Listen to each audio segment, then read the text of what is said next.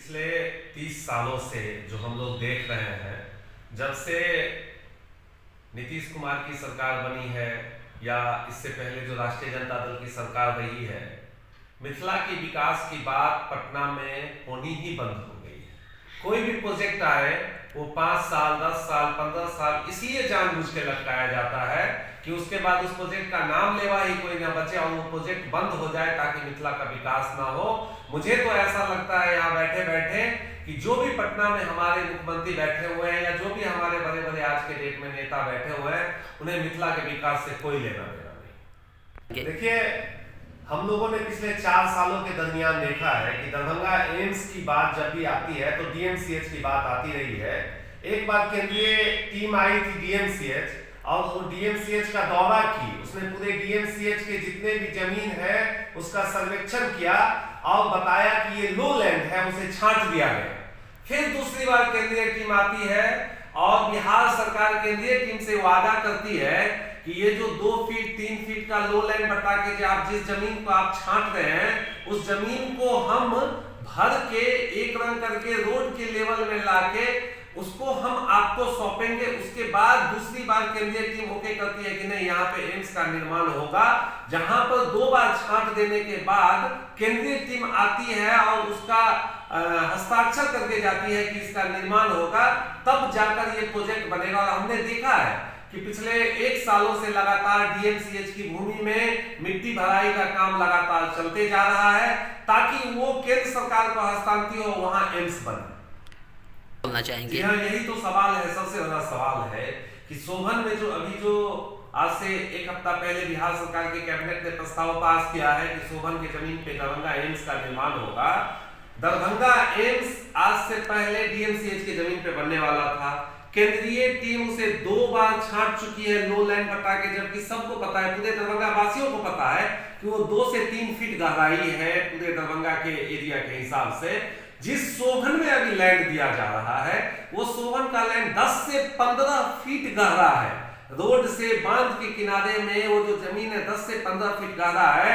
क्या गारंटी है कि फिर से केंद्रीय टीम आएगी और उसको छांटने का काम नहीं करेगी, उस जमीन को लेने का काम नहीं करेगी, तो बिहार सरकार क्या करेगी? मैं माननीय स्वास्थ्य मंत्री से ये सवाल पूछने जा रहा हूं कि दरभंगा की भूमि जो बीच दरभंगा में है उसे केंद्रीय टीम 2 बार छांट देती है, तो क्या गारंटी है कि सोभन के जमीन को नहीं छाटेगी? और आप क्यों ये बात पूरे मिथिलांचल के लोगों को, मिथिला के लोगों को बताकर झुनझुना पीट रहे हैं कि दरभंगा एम्स के लिए भूमि दे दिया गया? मुझे तो लग रहा है भविष्य में कि एक बार केंद्रीय टीम आएगी और फिर से छांट देगी, फिर से दरभंगा एम्स का प्रोजेक्ट लटक जाएगा। वर्तमान जमीन जो है नदी के बांध से भी सटा हुआ है। ये जो प्रश्न है ये एक और बहुत बड़ा प्रश्न है जिसे हमारा कोई भी नेता नहीं बताते। हम तो अपने क्षेत्र के जो भी सत्ताधारी नेता हैं उनसे भी सवाल करते हैं कि दरभंगा एम्स के लिए जो सोभन की जमीन दी गई है वो बांध से सटी हुई है। कोई भी जो टीम आएगी और वो टीम जो देखेगी कि बांध से सटा हुआ जमीन है, फ्लड इफेक्टेड एरिया है, 15 फीट पानी 4 महीने तक 5 महीने तक लगा रहता है, वो जमीन देके आप जो खाना पूर्ति करने का काम कर रहे हैं और अगर वो उस आधार पे छटनी हो जाता है तो आप क्या कीजिएगा? फिर से आप बोलिएगा कि एक नया जमीन का टुकड़ा देंगे। इसका मतलब तो अगला 10 साल 15 साल तक एम्स बनने वाला तो नहीं है। और वर्तमान जो जमीन है जो जिसका मिट्टी काट कर डीएमसीएच कैंपस को भी भरा गया है, हास्यास्पद बात है। और मैं जनता को यही बात समझाने की कोशिश कर रहा हूं कि डीएमसीएच का जो लो लैंड बताकर जो जमीन छटनी हुआ था उस जमीन का मिट्टी भराए अभी जो सोभन में जमीन दिया गया है उसी जमीन से मिट्टी आकर वो जमीन का मिट्टी भराए हो रहा था। कहने का तात्पर्य कि पहले से 10 से 15 फीट गहरा जमीन और उसी जमीन में से 20-25 फीट मिट्टी काटा गया है। वो मिट्टी काटकर डीएमसीएच के कैंपस को भरा गया है। फिर से आप सोभन की जमीन देते हैं जहां से डीएमसीएच के कैंपस को भरने के लिए मिट्टी काटकर डाला गया था और फिर से कहीं और से मिट्टी काटकर आप उसको भरने का प्रबंध करिएगा। ये तो हास्यास्पद बात है। ये तो लगता है कि केंद्र सरकार और राज्य सरकार मिलकर नौटंकी कर रही है, दरभंगा एम्स के प्रोजेक्ट को लटका लटकाने का, इस प्रोजेक्ट को भटकाने का विचार है। और दरभंगा की जनता जान रही है, मिथिलावादी पार्टी के जितने भी समर्थक हैं, जितने भी सहानुभूति करने वाले लोग हैं, वो आपसे ये प्रश्न कर रही है कि आप मिथिला के साथ ऐसा नौटंकी क्यों कर रहे हैं, ये अराजकता का माहौल क्यों बना रहे हैं, ये हास्यास्पद बातें क्यों कर रहे हैं कि जिस जमीन को दे रहे हैं उस जमीन से फिर से मिट्टी कटाई होगा, फिर से मिट्टी भराई होगा। क्या दरभंगा एम्स ऐसे ही बनता रह जाएगा? और 200 एकड़ के लेवल का यह घेरा हुआ है। केंद्र सरकार का एकमात्र मांग है कि मैं दरभंगा एम्स या कोई भी केंद्रीय प्रोजेक्ट जो है वो बनता है, उसमें राज्य सरकार का एक काम होता है कि वो केंद्र सरकार को जमीन प्रोवाइड करे, ऊंची जमीन प्रोवाइड करे, जहां लो लैंड ना हो, जहां पानी ना लगे, और वो जमीन कहीं अतिक्रमित ना हो, वो जमीन कहीं से किसी के द्वारा विवादित ना हो, तो चारदीवारी बना के, मतलब कहने का तात्पर्य ये है, स्पष्टता ये है कि 200 एकड़ जमीन चारदीवारी के अंदर भरा हुआ जमीन चाहिए। आप एक गड्ढानुमा जमीन बांध के बगल में जो 6 महीने तक बाढ़ से प्रभावित एरिया रहता है, वो देकर जानबूझकर इस प्रोजेक्ट को लटकाने का काम कर रहे हैं, इस प्रोजेक्ट को खत्म करने का काम कर रहे हैं, मिथिला के साथ छल करने का काम कर रहे हैं, यहाँ के तमाम विकास के प्रोजेक्ट को पटना में बैठकर लटकाने का काम कर रहे हैं।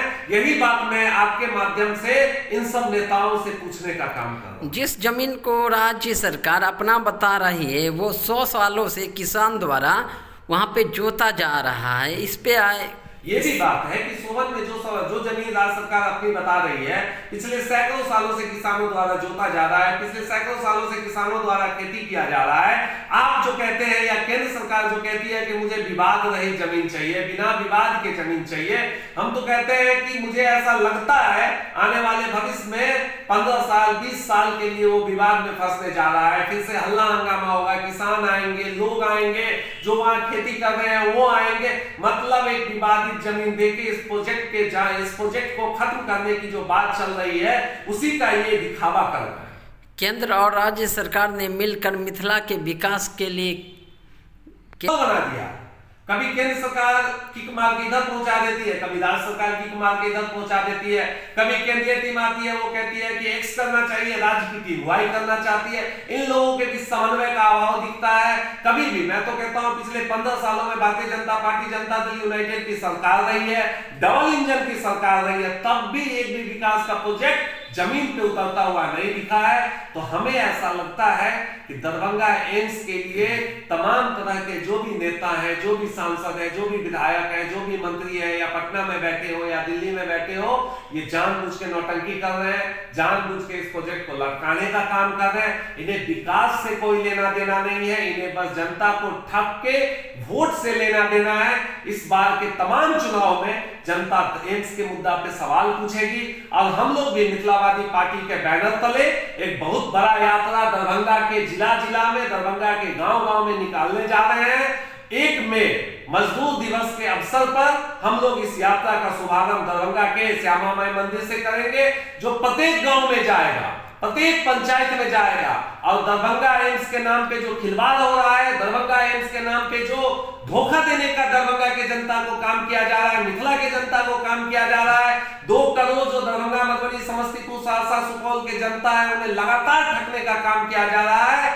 इसको लेकर हम जाएंगे जनता के बीच और इनका कच्चा चिट्ठा खोलने का काम करेंगे, चाहे वो केंद्रीय मंत्री हो, चाहे वो राज्य के मंत्री हो। मिथिला के विकास की बात आएगी तो हम जाकर जनता के बीच इन्हें एक्सपोज करेंगे, इनसे सवाल पूछेंगे, और इस यात्रा के माध्यम से हम जनता को भी जागरूक करेंगे कि चलिए, दरभंगा एम्स आपको फिर से पुकार रहा है। जिस तरह हम लोगों ने प्रत्येक गांव में जाकर घर घर जाएंगे, दरभंगा एम्स बनाएंगे के लिए मुहिम चलाया था 1 ईंट वाला, उसी तरह फिर से 1 तारीख मजदूर दिवस के अवसर पर मुहिम चलाकर दरभंगा एम्स को फिर से बनाने के लिए चारों तरफ के जनता को लेकर आएंगे, और बिहार सरकार, केंद्र सरकार से मांग करेंगे कि जल्द से जल्द दरभंगा एम्स का निर्माण हो। आपका क्या नाम हो? अविनाश भारद्वाज, मिथिला।